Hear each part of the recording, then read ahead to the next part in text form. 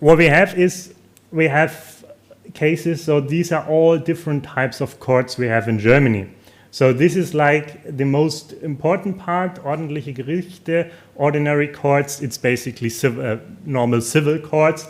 The other ones are labor courts, and this is administrative courts. So you see administrative courts, they have some cases, but not a lot. Similarly, the labor courts don't have a lot of cases, but what we see is that we have a huge amount of cases in the regional courts. So this is already one interesting finding when we consider what Lea just said with the 100 euros that the Federal Court of Justice says.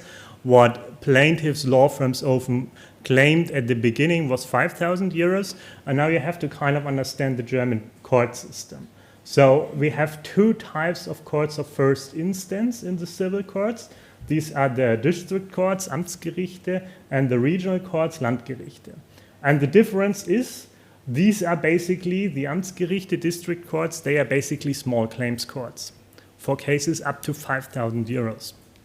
Now the interesting part is that you see that most cases were filed in the regional courts where you need an amount in controversy of more than 5,000 euros, which already shows, interestingly, that even though that plaintiffs' firms are claiming 5,000 euros, they are going to the higher court, the regional court.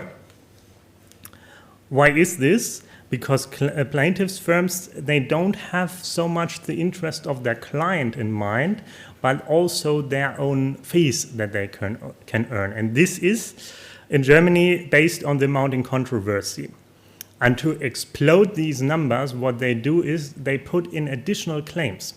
They're not only filing for damages, they are also filing for injunctions, and they're filing for access rights, even though we have cases where actually our client has fulfilled the access right under Article 15 GDPR. Still, you can expect that a plaintiff law firm will just throw in another claim for the access right and say, okay, this is another amount in controversy, like a theoretical amount of 3,000 euros.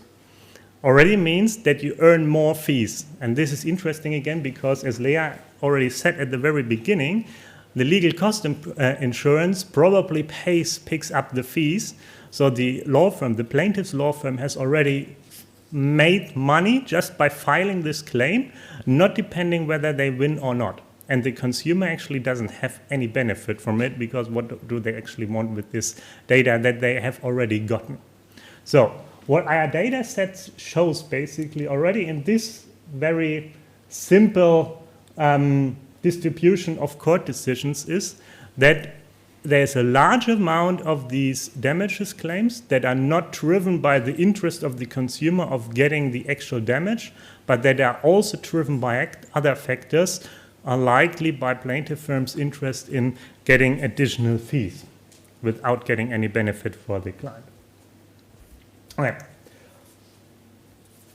When we look at this, we see how the developments were in the past. So what we see is that we have a continuous growth of the case numbers. 2025, of course, is still rather a small column. That is because not all judgments are published immediately in Germany, but it's only after a while. So even if we are in July now and the data set leads, I think, up to early June of 2025, that doesn't mean that there are cases from June in there, because they first have to get published. It takes a while. But overall, we see a consistent development. The question, of course, is, and this is the interesting part which we have to probably look at next year. So we had in late 2024 this decision that Lea told us about from the Federal Court of Justice, saying that there is 100 euros for like a leak of a phone number or an email address. This is, of course, not very attractive for plaintiffs' firms, because then the fees are smaller and it's much harder to convince a consumer to actually go into court and seek individual compensation with expecting 100 euros. It's more attractive if you can say, well, it's 5,000 euros. No? So we actually have to see if this number gets as high as in 2024 or if it is a bit lower. So this is the first takeaway. We have described the data set, and we saw the case numbers with the regional courts. At this point, maybe just one word of caution when interpreting all this data. So what we've seen is 543 cases. So this is only a fraction of the cases that are actually out there. The issue is in Germany, courts are not publishing by default their cases, but it really depends on the individual judge whether they want to undergo the nuisance of anonymizing the decision, because they have to do that themselves and send it to a journal that will publish it. This is kind of the process. We also have some publicly funded databases where they publish court decisions, but still the individual judge has to decide whether they want to actually redact the case to anonymize it. So we only see a fraction of the cases that are out there. Keep that in mind when interpreting the data. Does it make sense to look at the data? Still, we believe yes, because what is the alternative? You have individual cases that you assess as an attorney that doesn't give you as much insight as if you have an overview of all cases. You still have to do this qualitative work as an additional part, because quantitative measures can only show you a bird view picture, but not like the in-depth detail of each individual case. And the other thing is, of course, like looking into the future, it's also what's just fun to work with this and exploring some legal data science and how you can maybe introduce this also in client work. After this word of caution, we can now analyze the outcomes of the cases. And surprisingly, what we see here is that we have a granted rate of less than 20%. What do we call a granted rate? So we count every case where the court granted more than €0 as a granted case. So even if you claimed 5,000 euros and you got 500, so you have a 10% win rate, this case will still be counted within this 101 cases. That already means that the vast majority of cases has been rejected by the court because they didn't find a basis for granting any form of damages, either because there was no data protection violation or because there was no damage found. The interesting question now, of course, will be, looking at the Federal Court of Justice decision again that Leah cited, whether this will change in some form, because the loss of control at least may give rise to more cases being decided as at least there is some form of damages. The other interesting part, of course, is how has this developed over time. We also analyzed this per year. So what we see is that the granted ratio increased over time, but has started to decrease in 2023 and 2024 again. In 2025, interestingly, remember there were not so many cases like in 2024, but we see that the granted ratio at least has risen again. We have to see if that stays, but it could be because of the Federal Court of Justice decision saying, okay, loss of control is basically everything. That is sufficient to have any damages, but then we can expect that damage amount is lower.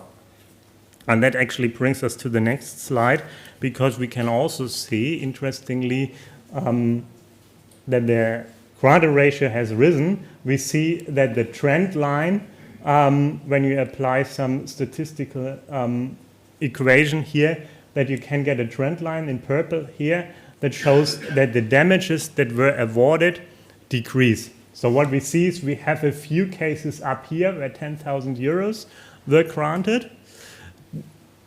We have to differentiate here, of course, because these 10,000 euro cases that are not the typical data breach where only your email address got lost, but these are partly, for example, labor court cases where the employer has hired a private investigator that was actually spying into the plaintiff's living room. So this is a different level of intrusion of your privacy than when your email address is part of a data leak together with other 100,000 people. So this is important when we look at this data. What we see, of course, here is that in 2025, again, we see a lot of cases that are at the very low end of this scale. So the bottom parts are all €100 cases. Okay. When we look at this, we can also go forward and look at a distribution. How many cases do we actually have? Up to what amount? So this is to be read that we have 27 cases where €100 or less was awarded. Here we have 100 plus euros to 500 and so on.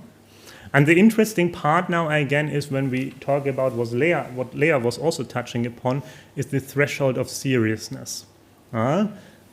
It's unclear where this line is, what is serious, what is not serious. We have chosen to use a very high threshold at €750. And if we see this already, we see that we have approximately 55% of cases that are below this threshold. What do we take away from this? Obviously, most cases, the courts say that was not a serious intrusion of your privacy. And especially when we look at the smaller button below €100 or €100 and below, that's already half of this again.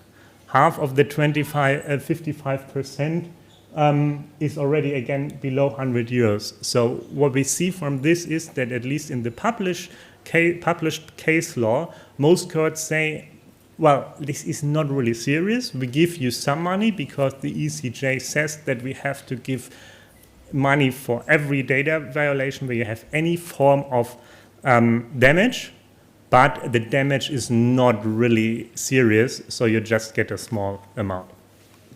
But this has to be taken, of course, for assessing litigation risk and making up strategy.